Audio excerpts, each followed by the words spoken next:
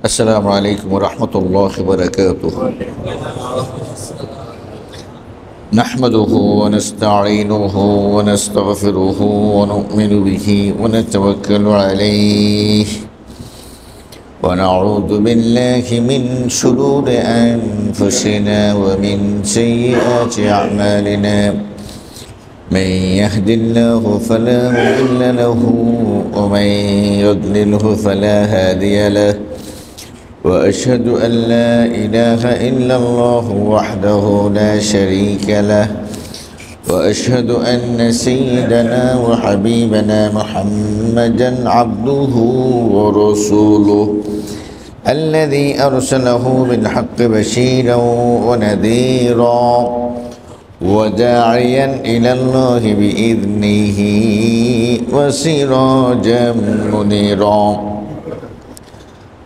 قال الله تعالى في القرآن الكريم والفرقان الحميد: أعوذ بالله من الشيطان الرجيم. بسم الله الرحمن الرحيم. شهر رمضان الذي أنزل فيه القرآن هدى للناس وبينات من الهدى والفرقان، فمن شهد منكم الشهر فليصم، ومن كان مريضا أو على سفر فعدة من أيام أخر. يريد الله بكم اليسر ولا يريد بكم العسر ولتكملوا العدة ولتكبروا الله على ما هداكم ولعلكم تشكرون. اللهم صل وسلم وبارك على محمد وعلى آله وصحبه أجمعين. সম্মানিত ভাইরা আমার, শাওয়ালের সর্বশেষ জুমায় আমরা যারা হাজির হতে পেরেছি শুকরিয়া আদায় করে বলছি আলহামদুলিল্লাহ। মাহে রমজান একেবারেই আমাদের দোরগোড়ায় এসে উপস্থিত হয়েছে। আল্লাহ তাআলা আমাদের প্রত্যেককে সেই সমস্ত সৌভাগ্যবানদের অন্তর্ভুক্ত করুন যারা মাহে রমজানকে গনিমত হিসেবে কাজে লাগাবে, খেলায় খেলায় মাসটাকে নষ্ট করবে না। সেই সৌভাগ্যবানদের অন্তর্ভুক্ত যাতে আল্লাহ তাআলা আমাদেরকে করেন, এই জন্য শারীরিক মানসিক আমাদের প্রস্তুতি গ্রহণ করা দরকার। কারণ হাদিসের মধ্যে এসেছে যে রাসূল করিম সাল্লাল্লাহু আলাইহি ওয়াসাল্লাম বলেছেন, ইযা জাআ রমাদান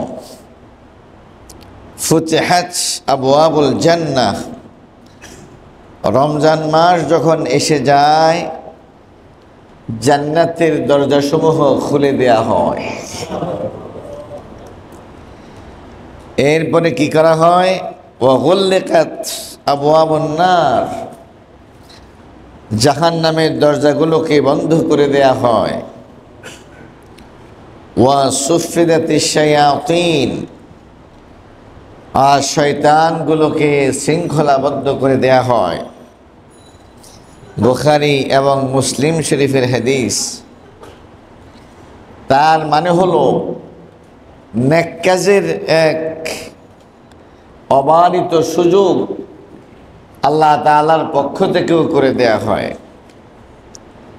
আমাদের অন্তরে ওয়াসওয়াসা দানকারী শয়তানকে এই সময়ে ওয়াসওয়াসা সে যাতে দিতে না পারে তাকে আটকিয়ে রাখা হয়।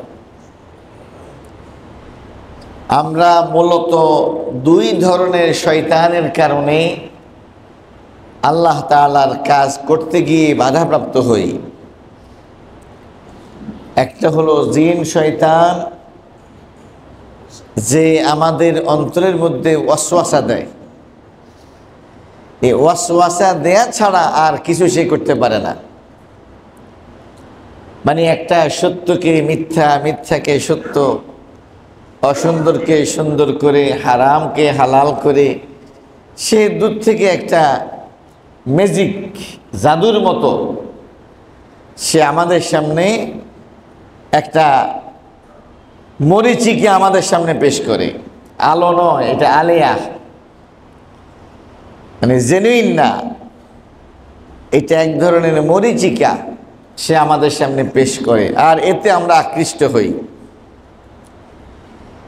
এই শয়তানটাকে মাহে রমজানে শৃঙ্খলাবদ্ধ করে দেয়া হয়, যাতে করে আমাদের অন্তরের মধ্যে সে আর ওয়াসওয়াসা দিতে না পারে। আরেকটা শয়তান হলো মানুষরূপী শয়তান। এটা অবশ্য আপনাকে সরাসরি আপনাকে সঙ্গ দেবে এবং আপনাকে দিয়ে জাহান্নামের কাজ করাবে। সে নিজেও জাহান্নামের কাজ করে, আপনাকেও সে তার সাথী বানিয়ে নেবে। এখানে শয়তানকে শৃঙ্খলাবদ্ধ করা হচ্ছে মানে হলো মানুষ শয়তানকে না, জিন শয়তানকে, যে আমাদের অন্তরের মধ্যে ওয়াসওয়াসা তথা কুমন্ত্রণা দিয়ে থাকে। জান্নাতের দরজাগুলো খুলে দেয়া হবে মানে হলো জান্নাতের একটা আবহ, নেক কাজের একটা প্রতিযোগিতা, কম্পিটিশন সমাজের মধ্যে চলবে, ভালো আবহ এখানে তৈরি হবে। আরেকটা হাদিসের মধ্যে আসছে, নবী মুহাম্মদুর রাসূলুল্লাহ সাল্লাল্লাহু আলাইহি ওয়াসাল্লাম বলছেন, এই রমজান মাস উপলক্ষে ইউনাদি মুনাদিন, আহ্বানকারী আহ্বান করে বলবে, ইয়া বাগিয়াল খাইরি আকবেল, ওহে কল্যাণের প্রত্যাশী, ওহে জান্নাতের আশিক মুহিব, আকবেল, তুমি এগিয়ে যাও। ওয়া বাগিয়া শার, ওহে অকল্যাণের প্রত্যাশী, ওহে পাপী, ওহে সীমা লঙ্ঘনকারী, ওহে জালিম, আকসের, থেমে যাও। রমজান মাস এসে গেছে, রমজানের সাথে তাল দাও, নিজেকে সংশোধন করো, পরিবর্তন করো, তওবা করো, ইস্তেগফার করো।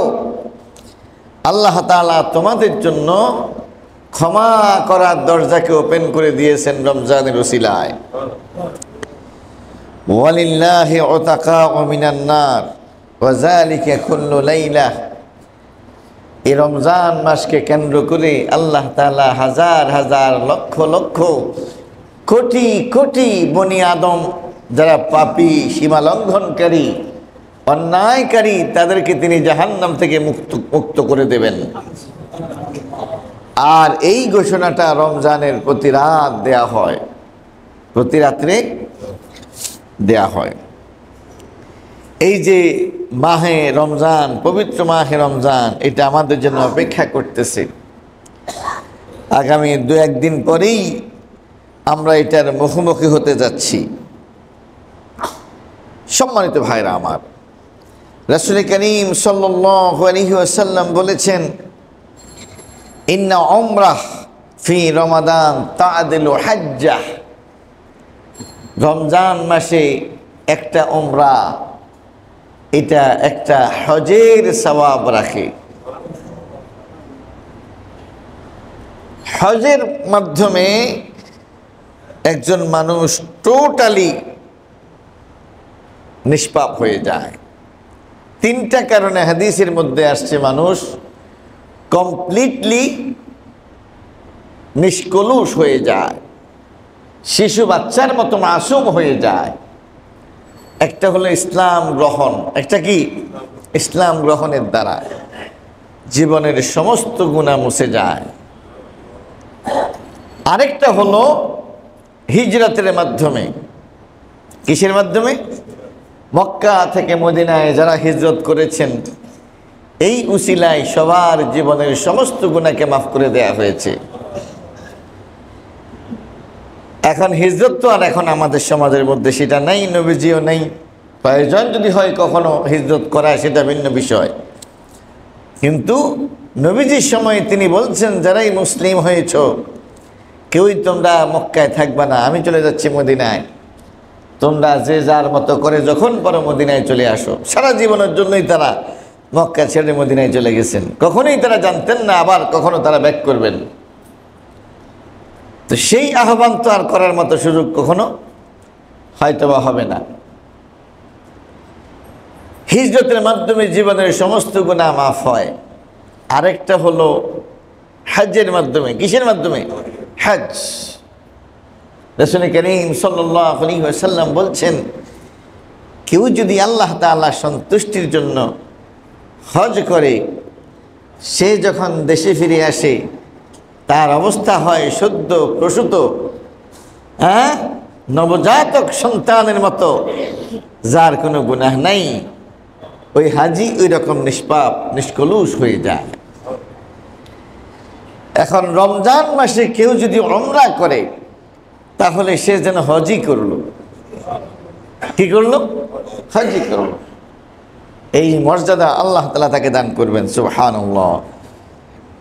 এরপরে নবী মুহাম্মদুর রাসূলুল্লাহ সাল্লাল্লাহু আলাইহি ওয়াসাল্লাম বলছেন, as-salawatul khams wal jumu'atu ila al-jumu'ah wa ramadan ila ramadan mukaffiratun lima bainahunna idza istunibatil kaba'ir।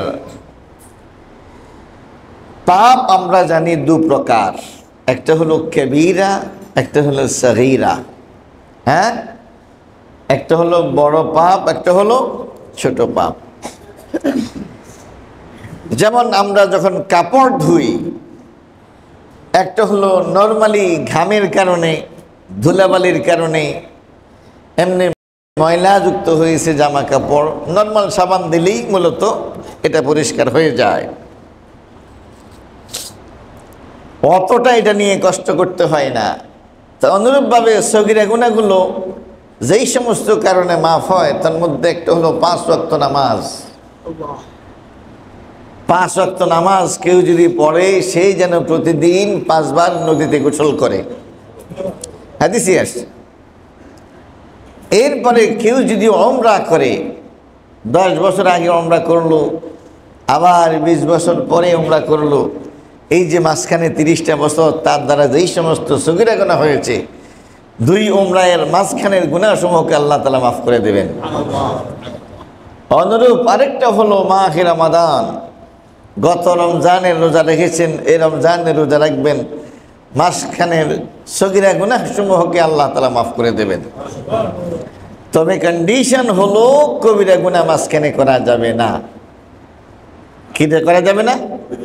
কবিরা গুনাহ। কবিরা গুনাহ রমজানের মাধ্যমে মাফ হবে না, সালাতের মাধ্যমে মাফ হবে না, উমরার মাধ্যমে মাফ হবে না। এটার জন্য আলাদা আপনাকে কনসেন্ট্রেশন দিতে হবে। যেমন আপনার এই জামার মধ্যে যদি কলমের কালি লাগে, চায়ের দাগ পড়ে, অথবা অন্য কোনো ভারী ময়লা লাগে, তাহলে এটা কিন্তু নর্মাল আপনার ওয়াশিং মেশিনে যাবে না। এই জায়গাতে আপনাকে আলাদা করে ব্লিচিং পাউডার দিতে হবে, আলাদা এই জায়গায় ঘষা মাজা করতে হবে, প্রয়োজনে লেবুর রস দিতে হবে, অথবা অন্যান্য যা যা আছে ময়লা দূরকারী সেগুলো ব্যবহার করতে হবে। কবিরা গুনাহের জন্য আপনাকে স্পেশালি ওই পাপের জন্য আল্লাহ তাআলার কাছে তওবা করে মাফ চাইতে হবে। আয় আল্লাহ, আমার দ্বারা এই কাজটা সংগঠিত হয়েছে, আয় আল্লাহ আমি তোমার কাছে ক্ষমা চাচ্ছি, আয় আল্লাহ এই পাপের পুনরাবৃত্তি আমি আর করব না। এই 3টার সমন্বয়ে তওবা হয়। কয়টা কথা?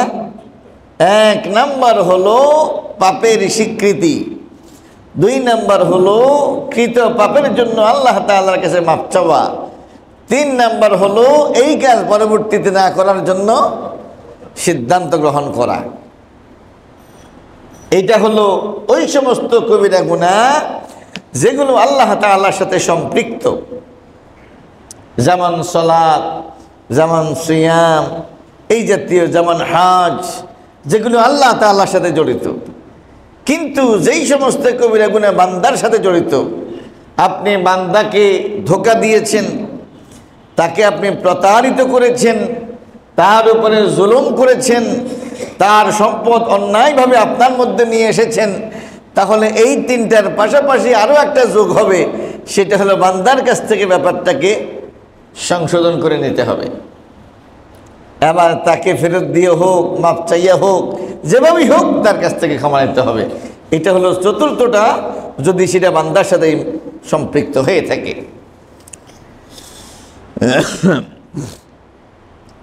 এরপরে নবী মুহাম্মদুর রাসূলুল্লাহ সাল্লাল্লাহু আলাইহি ওয়াসাল্লাম রমজান মাস সম্পর্কে বলছেন, লিল্লাহি ফীহি লাইলা খায়রুম মিন আলফি শাহর। এই রমজান মাসে রয়েছে একটি রাত, যেই রাতের নাম হলো লাইলাতুল কদর। সেই রাতের মর্যাদা হলো 1000 মাসের চেয়ে উত্তম। এই ঐতিহাসিক এই মাসটার মধ্যেই লাইলাতুল কদর রয়েছে।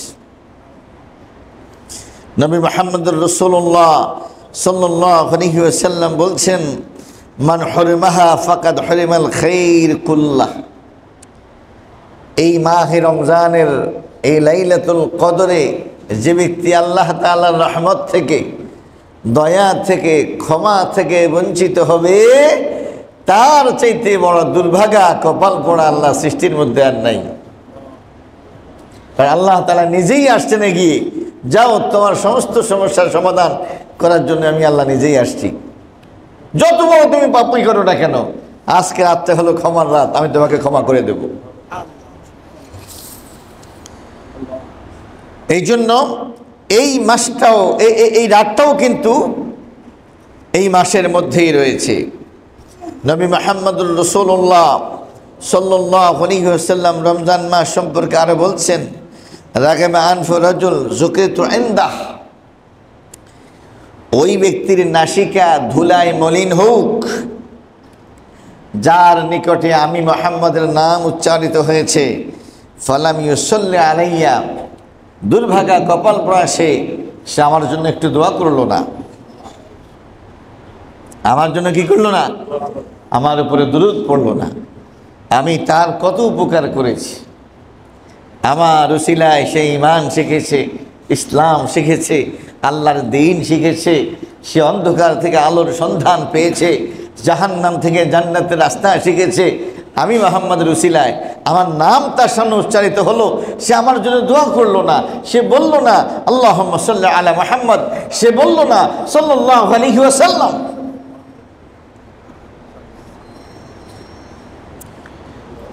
এরপরে নবীজি বললেন, ওই ব্যক্তির নাসিকা ধুলায় মলিন হোক, যে ব্যক্তি তার পিতামাতাকে বৃদ্ধ অবস্থায় পেয়েছে, কিন্তু পিতামাতা তাকে জান্নাতে নিতে পারে নাই। তার মানে কি? পিতামাতা জাহান্নামী হলো, সন্তান পিতামাতার খেদমত করে জান্নাতে যেতে পারে। মানে পিতামাতার সন্তুষ্টিতেই হলো আল্লাহ তাআলা জান্নাত, তাদের অসন্তুষ্টিটাই হলো জাহান্নাম। সুতরাং যারা বৃদ্ধ অবস্থায় পিতামাতাকে পেল, কিন্তু তাদের খেদমত করে, তাদেরকে সন্তুষ্ট করে সে নিজকে জান্নাতের উপযুক্ত করতে পারল না, এই ব্যক্তির ধ্বংস অনিবার্য। নবীজি বলছেন, ওই ব্যক্তির নাসিকা ধুলায় মলিন হোক, দাখালা আলাইহি রমাদান, তার উপরে রমজান মাস আসলো, সুম্মা ইনসালাখা কাবলা আন ইগফারা লাহ, অথচ মাহে রমজান আসার পরেও এই অবস্থায় মাহে রমজান বিদায় নিয়েছে যে সে তার গুনাহটা মাফ করতে পারলো না। মাহে রমজান আসছে আপনাকে গুনাহ মাফ করানোর জন্য। কেমনে গুনাহ মাফ হবে? রাসূল করিম সাল্লাল্লাহু আলাইহি ওয়াসাল্লাম বলেছেন, মান সামা রমাদানা ঈমানাও ওয়া ইহতিসাবা গুফিরা লাহু মা তাকাদ্দামা মিন যামবিহি। যে ব্যক্তি রমজানে দিনের বেলায় রোজা রাখে তার পূর্বের গুনাহ সমূহকে মাফ করে দেওয়া হয়। তাহলে আপনার গুনাহ কেন মাফ হবে না? মান কামা রমাদান ঈমানান ওয়া ইহতিসাবা গুফিরা লাহু মা তাকাদ্দামা মিন যামবিহি। যে ব্যক্তি তারাবির নামাজ পড়ে ঈমানের সাথে সওয়াবের আশায়, তার পূর্বের সবগুলো গুনাহকে মাফ করে দেওয়া হয়। মান কামা লাইলাতুল কদর ঈমানান ওয়া ইহতিসাবা গুফিরা লাহু মা তাকাদ্দামা মিন যামবিহি। কদরের রাতে যেই ব্যক্তি ইবাদত করবে ঈমানের সাথে সওয়াবের আশায়, তার পূর্বের সবগুলো গুনাহকে মাফ করে দেওয়া হবে। তাহলে আপনার গুনাহ মাফ কেন হলো না? এই জন্য হলো না যে আপনি রমজানের রোজা রাখেন নাই, আপনার গুনাহ মাফের দরকার নাই, এটা আপনি বুঝাইলেন। আপনি তারাবির নামাজ পড়লেন না, লাইলাতুল কদরে আল্লাহ তাআলা দেওয়ার জন্য চলে আসলেন প্রথম আসমানে, আপনি বলতেছেন আমার ক্ষমার দরকার নাই। এই ব্যক্তির উপরে আল্লাহর গজব আর লানত বর্ষিত হবে। আল্লাহ তাআলার ক্ষমার যে ব্যক্তি মুহতাজি করে না, আল্লাহ তাআলার রহমতের যে ব্যক্তি মুহতাজি করে না, ওই ব্যক্তির চাইতে শ্রেষ্ঠ অকৃতজ্ঞ আল্লাহ সৃষ্টির মধ্যে আর কে থাকতে পারে? এরপরে নবী মুহাম্মদুর রাসূলুল্লাহ সাল্লাল্লাহু আলাইহি ওয়াসাল্লামের কাছ থেকে আরেকটা হাদিস জানা যায়, মান ফাত্তারা ফীহি সাইমান কানা লাহু মাগফিরাহ লিযুনুবি। যেই ব্যক্তি রোজাদার ব্যক্তিকে সম্মান দেখাবে এবং তাকে ইফতার করাবে, আল্লাহ তাআলা তার গুনাহকে মাফ করে দেবেন। স্বাভাবিক কারণে সাহাবীদের নজর চলে গেল, ইফতার করাইতে অনেক কিছু লাগে, শরবত লাগে, বুট লাগে, পেঁয়াজু লাগে, আলু চপ লাগে, ক্ষীরা লাগে, হালিম লাগে, জিলাপি লাগে, অথবা বিরিয়ানি লাগে। 20-50 টাকা 100 টাকা খরচ করে একজনকে ইফতার করাইতে হয়। সাহাবীদের আপত্তি, আমরা যারা দুর্বল, গরিব, অসহায়, তবে কি আমরা রোজাদার ব্যক্তিদেরকে ইফতার করাইয়া আমাদের গুনাহকে মাফ করার সুযোগ পাবো না? বলা হলো, কেউ যদি কাউকে এক ঢোক দুধ দিয়ে ইফতার করায়, আল্লাহ তাআলা তারও জীবনের গুনাহকে মাফ করে দেবেন। কেউ যদি কাউকে একটা খেজুর দিয়ে ইফতার করায়, তার জীবনের গুনাহকেও আল্লাহ তাআলা মাফ করে দেবেন। কেউ যদি সেটাও না পারে, কাউকে যদি একটু শরবত, একটু পানি দিয়ে ইফতার করায়, তার জীবনের গুনাহ আল্লাহ তাআলা মাফ করে দেবেন। তাকে জাহান্নাম থেকে আল্লাহ তাআলা মুক্ত করবেন এবং রোজাদার ব্যক্তি সারাদিন রোজা রেখে যে সওয়াব পেল, সমুদয় সওয়াব আল্লাহ তাআলা তাকেও দান করবেন। এই হলো মাহে রমজান। সে মাহে রমজান আমাদের সামনে এসে গেছে। এখন থেকে শারীরিক মানসিক প্রস্তুতি গ্রহণ করবেন। যত দিন যায় তত বেশি মাহে রমজানের গুরুত্ব বাড়তে থাকে। শেষের দিকে তো সমানে ফসল কাটার ধুম পড়ে যায় শেষের দিকে। আর ওই সময়ই আবার আমাদেরকে, আমাদের মন, শয়তান যে 11টা মাস পর্যন্ত আমাদেরকে চালাইছে, এখন আমাদের মনটাও অনেকটা শয়তান হয়ে গেছে। শেষের দিকে যখন আল্লাহ তাআলার রহমত, বরকত, মাগফিরাত, ক্ষমা সমানে আল্লাহ তাআলা যখন দিতে চাচ্ছেন, তখন আমরা মার্কেটের দিকে বের হয়ে যাচ্ছি। আমি আমার ফ্যামিলিকে বলে দিয়েছি, রোজার ঈদের কোনো শপিং যাতে রোজার মধ্যে না হয়। যা যা প্রয়োজন এখন থেকে শপিং করে ফেলো। অনলাইন অফলাইন সব এখনই শেষ করতে হবে। রমজান মাস কেনাকাটার মাস নয়,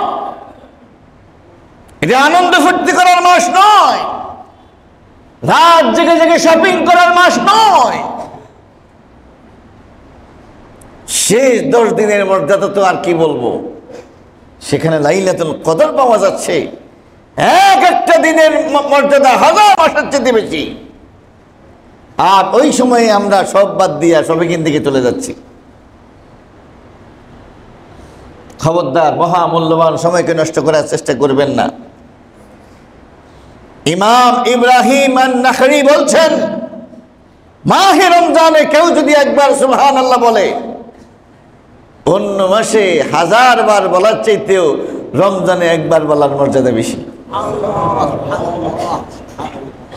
কেউ যদি মাহে রমজানে 1 খতম কোরআন পড়ে, অন্য মাসে যেন সে 1000 বার কোরআন খতম করেছে।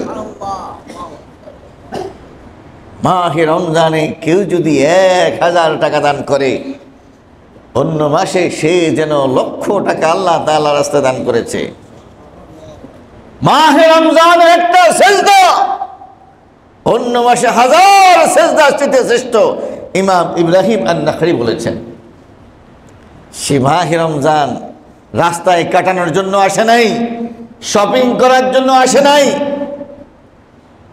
নতুন জামা কাপড় পরার কম্পিটিশনের জন্য আসে নাই। এটা একটা মৌসুম, এই মৌসুম সব সময় আসে না। এটা নেকি কামাইয়ের মৌসুম। এমন ভাবে মাহে রমজানকে কাজে লাগানোর চেষ্টা করতে হবে যেন কয়েক বছরের উপার্জন একসাথে করে ফেলা যায়। মাথায় রাখবেন, নবী মুহাম্মদুর রাসূলুল্লাহ সাল্লাল্লাহু আলাইহি ওয়াসাল্লাম বলছেন, আস-সিয়াম ওয়াল কুরআন ইয়াশফাআনিল আবদ ইয়াওমাল কিয়ামাহ। সিয়াম এবং কোরআন কিয়ামতের দিন আল্লাহ তাআলার কাছে বান্দার জন্য সুপারিশ করবে। সিয়াম যদি আল্লাহ তাআলাকে বলে, আল্লাহ আপনার এই গোলাম তো দিনের বেলায় সিয়াম পালন করতে গিয়ে কষ্ট করেছে, খাই নাই, পান করে নাই, বিবির কাছে যাই নাই, আমি তার জন্য সুপারিশ করতেছি, আপনি তাকে মাফ করে দেন। সিয়াম কি সুপারিশ করবে না? সিয়ামের সুপারিশ কবুল হবে না? তো সিয়াম যদি আপনি নষ্ট করেন, সিয়াম যদি আপনি জবাই করেন, তাহলে আপনার পক্ষে সুপারিশ করবে? উল্টা সুপারিশ করবে। রব্বুল আলামিন আপনার ফরজ বিধান আপনার গোলামের কাছে গিয়েছে, মাহে রমজান আসছে, সে আগের মতোই ড্যাম কেয়ার, আগে যেরকম খাইছে এখনো সে খাচ্ছে। আয় আল্লাহ, আপনার কাছে তার বিরুদ্ধে আমি মামলা দিলাম, আপনার ফরজ বিধানকে সে লঙ্ঘন করেছে। আল্লাহ তাআলা কুরআনুল কারীমের মধ্যে বলেছেন, ফামান শাহিদা মিনকুম আশ-শাহর ফালিয়াসুম। যে ব্যক্তি যেখানে মাহে রমজান পেয়ে যাবে তার উচিত হলো রোজা রেখে দেয়া। এটা ফরজ, এটা তার জন্য ফরজ। যখন যেখানে রমজান মাস চলবে থেমে যেতে হবে। রমজানের চাঁদ উঠছে, মুসলিমদের জন্য এটা ফরজ। মুসলিম হতে হলে রোজার বিধান ফরজ হওয়ার জন্য শর্ত হলো মুসলিম হওয়া, বালেগ হওয়া। বালেগ, বালেগ মানে হলো যাদের প্রাপ্তবয়স্ক ছেলে মেয়ে যাদের হয়ে গেছে, এদের প্রতি খামাখা মায়া কান্না দেখাইতে যাবেন না। এই সন্তানগুলো যেমন আপনার সন্তান, একই সাথে এরা রব্বুল আলামিনের গোলাম। কি বলেন, ঠিক কিনা? আপনি আপনার সন্তানকে কি ভালোবাসেন, এর থেকে হাজার লক্ষ কোটি গুণ বেশি আল্লাহ তাআলা তার গোলামকে ভালোবাসেন। তো আল্লাহর গোলামের কোন বয়সে রোজা রাখলে তার কষ্ট হবে, কষ্ট হবে না, এদিকে আপনি বেশি বুঝেন নাকি আল্লাহ তাআলা বুঝে? সুতরাং সন্তান যখন বালেগ হয়ে গেছে, ওর কষ্ট হবে। পড়াশোনা, এই চক্কর বক্কর, এসব শয়তানি করিয়া সন্তানকে রোজা রাখা থেকে বিরত রাখার দুঃসাহস দেখাবেন না। বরং যাদের বয়স এখনো হয়নি তাদেরকেও রোজা রাখতে অভ্যস্ত করুন, 1টা 2টা 3টা 5টা। কেন? যাতে করে প্রাপ্তবয়স্ক হলে পরে তার জীবন থেকে একটা ফরজ রোজাও ছুটে না যায়। অবশ্যই এই ব্যাপারে বাবা মাকে প্রশিক্ষকের ভূমিকায় পালন করতে হবে। প্রয়োজনে আরো যারা ছোট তাদেরকে ভোর রাতে উঠাই দিবেন। ভোর রাতে উঠাইয়া ঠিক সকাল 10টার দিকে তাদেরকে ইফতার করাই দিবেন। এটা তাদের ইফতারির সময়, তারা ইফতার নিয়ে বসে থাকবে। আবার 3টা বাজে ইফতার করাইবেন, একদিনের রোজা 3টা রাখবে। তারা বুঝক এটা হলো ইফতার, ইফতারির টাইম, যে ছোট মানুষ রোজা 2টা রাখবে, রোজা 3টা রাখবে। এইভাবে আপনি তাকে অভ্যস্ত করুন।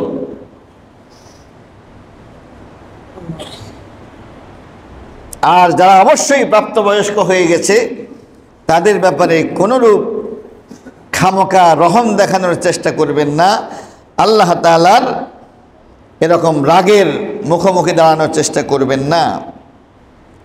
নবী মুহাম্মদুর রাসূলুল্লাহ সাল্লাল্লাহু আলাইহি ওয়াসাল্লামকে এক সাহাবী জিজ্ঞেস করলেন, ইয়া রাসূলুল্লাহ সাল্লাল্লাহু আলাইহি ওয়াসাল্লাম, মুরনি বিআমালিন ইউদখিলুনি আল জান্নাহ, আপনি আমাকে এমন একটা আমলের কথা বলুন যে আমলটা আমাকে জান্নাতে প্রবেশ করিয়ে দেবে।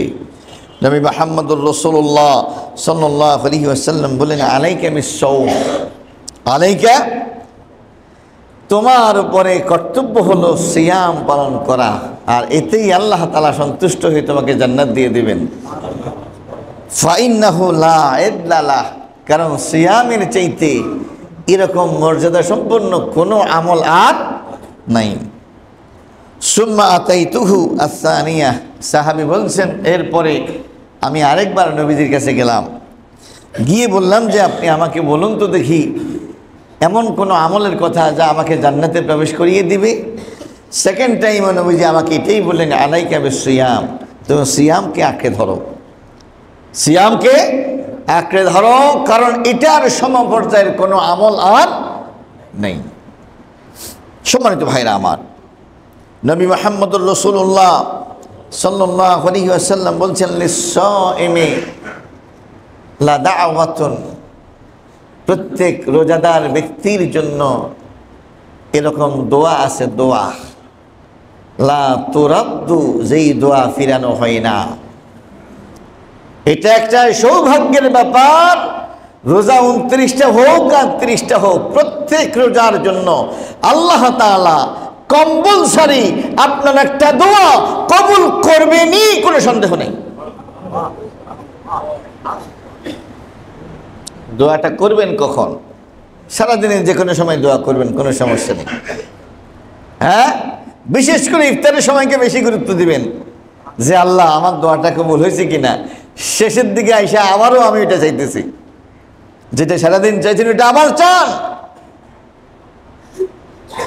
আমি একদিন ইসলামিক টিভিতে দেখতে পেলাম একজন ভাই মুসলিম, তিনি তার অভিজ্ঞতা বর্ণনা করতেছেন যে আমি মুসলিম হওয়ার পর আমি যখন জানলাম রোজাদার ব্যক্তির জন্য আল্লাহ তাআলা দোয়া কবুলের একটা ব্যবস্থা রেখেছেন, আমি আশাবাদী হয়ে আল্লাহ তাআলার কাছে দোয়া করতেছি। আমি দোয়া করলাম যে আল্লাহ, আমি একাই কেবল মুসলিম হলাম, আমার পরিবারের আর কেউই মুসলিম হয়নি। আপনি রোজাদার ব্যক্তির দোয়াকে আপনি ফিরান না। আপনার হাবিব বলেছেন, আমি আশাবাদী হয়ে আপনার কাছে দোয়া করতেছি আগামী রমজানের আগেই আমি যাতে আমার বাবা মা সহ একসাথে ইফতার করতে পারি, সেই ব্যবস্থা আপনি করে দেন।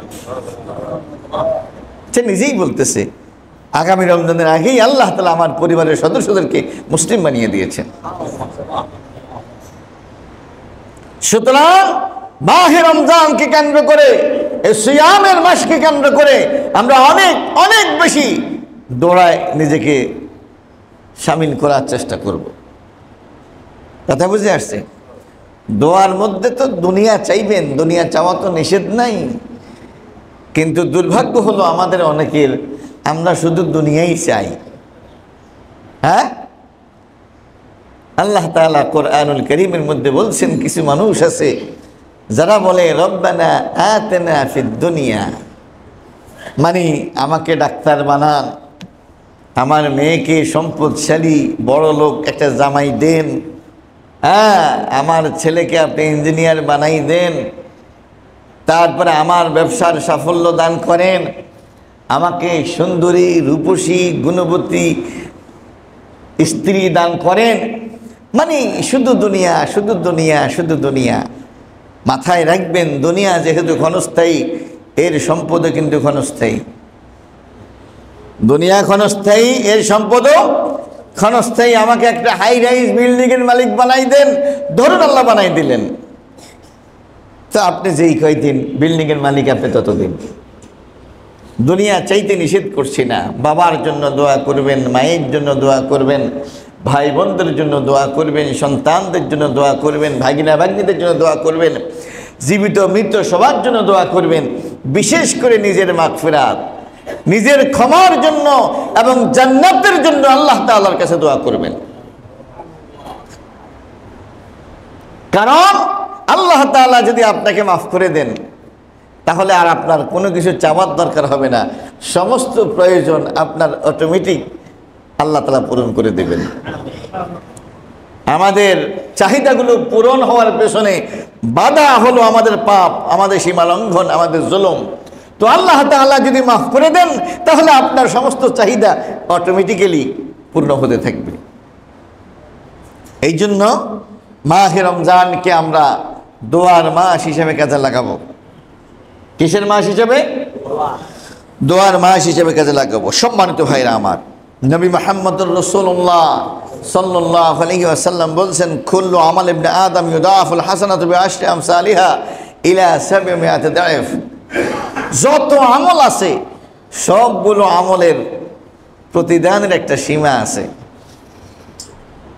প্রত্যেকটা আমলের সওয়াব শুরু হয় 10 গুণ দিয়া। কয় গুণ দিয়া? 10 গুণ দিয়া। এটা কারোর জন্য 50 গুণ হবে, কারোর জন্য 100 গুণ হবে, কারোর জন্য 500 গুণ হবে, কারোর জন্য 700 গুণ হবে। 700-এর বাইরে আর যাবে না।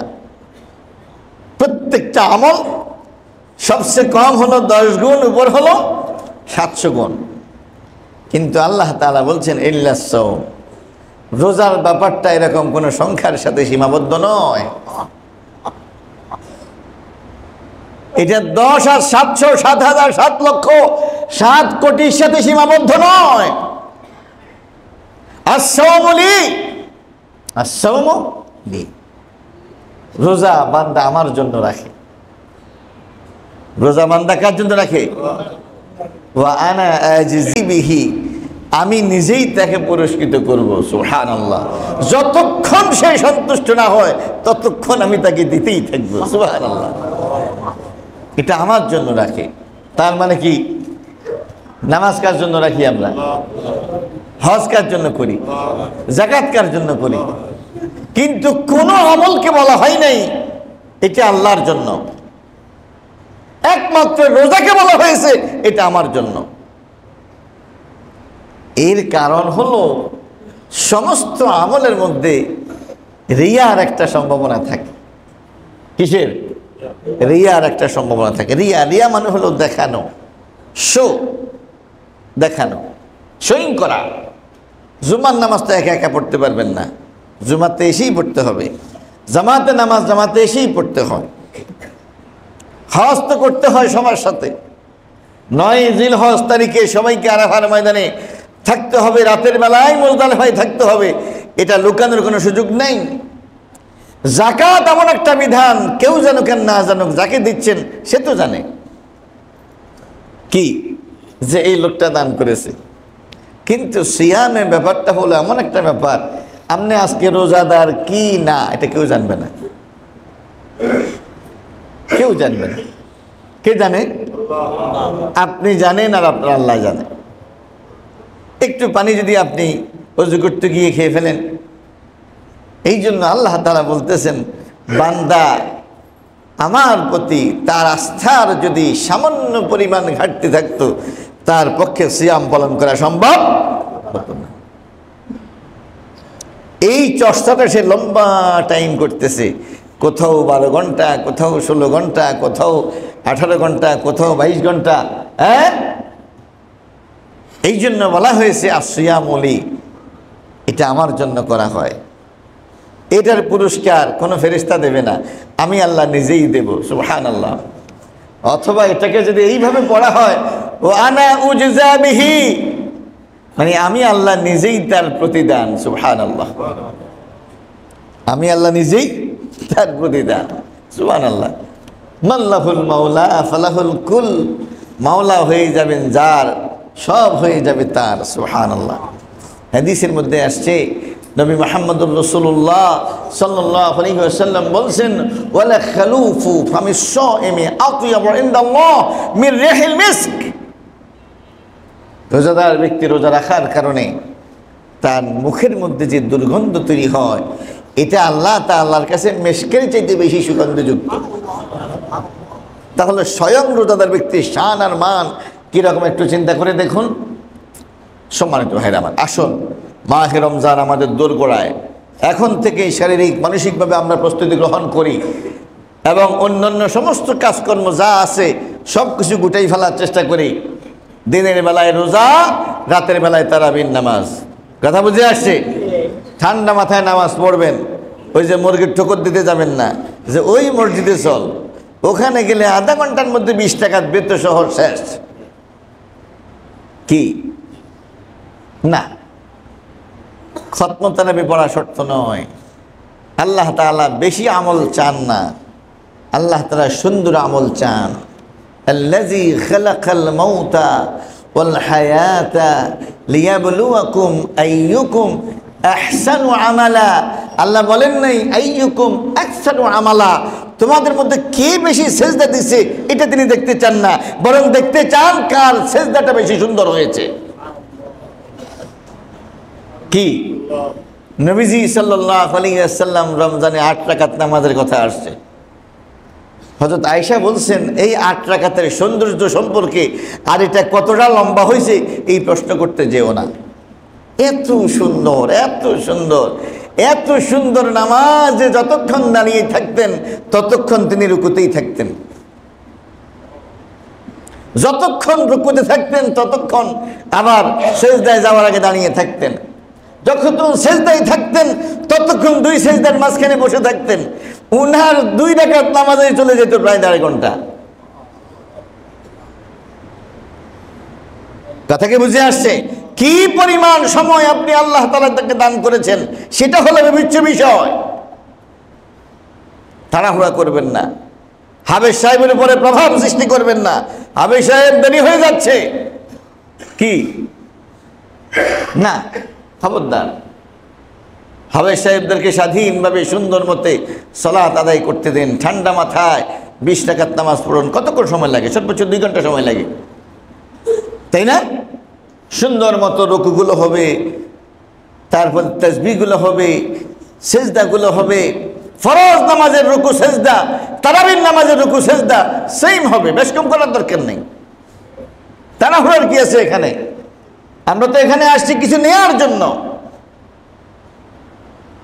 এই বিষয়গুলো মাথায় রাখবেন। তাআদিল আরকান, ফরজের সময় যেমন জরুরি, নফল সুন্নতের সময়ও তাআদিল আরকান করা ওয়াজিব।